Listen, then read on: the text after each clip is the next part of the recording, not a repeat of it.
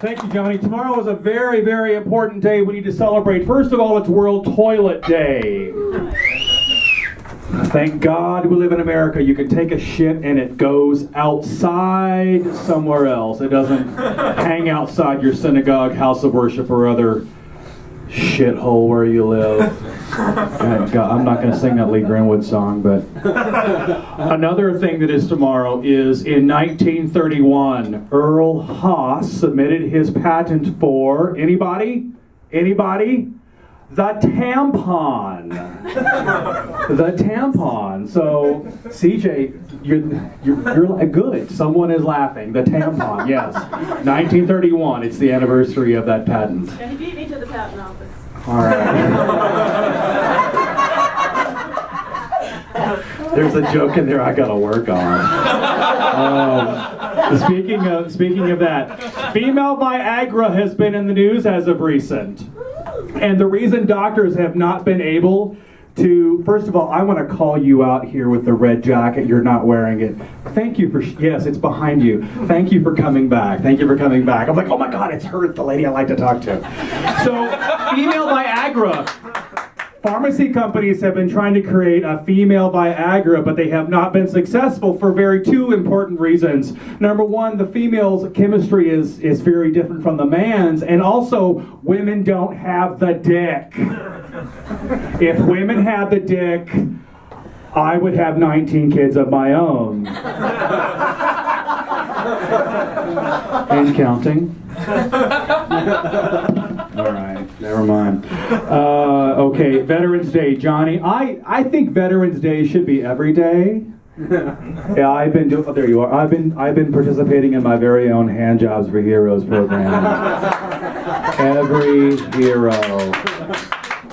Anybody who'd like to re-enlist, come let me know. The other day, I was in my boudoir and I was reclining. Note to self, reuse the word boudoir. I was in my boudoir the other day and I was reclining on my fainting couch, and my lover walked into the room to kiss me good day, kiss me good morning before he left for work. And I reached out to him and I begged. I said, please cancel your appointments for the day. Stay home with me. Make love to me. He looked at his watch and he said that he had already brushed his teeth.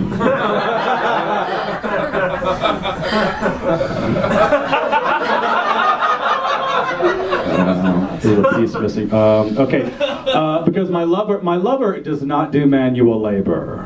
His hands are very, very smooth, very, very silky soft. He doesn't even have fingerprints, which comes in very handy because he is Hispanic. Only the racist people laugh. The other day, a coworker called me a breeder. Yeah, well, it wasn't that vulgar. It wasn't as vulgar as that. I don't want to say he's a stupid hick, but he comes from an agricultural family from Idaho. Okay? So he's rural folk. So, and we're sitting in this meeting and he asks me if my wife works outside the home. And I said no.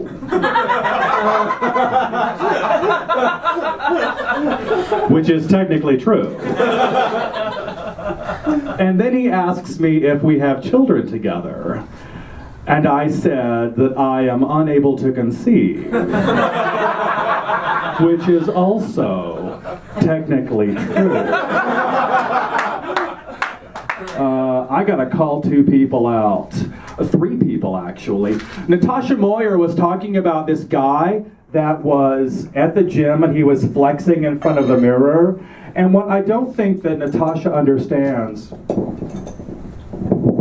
is that he may not have actually been flexing. He may have been putting his back to the mirror to pop a zit.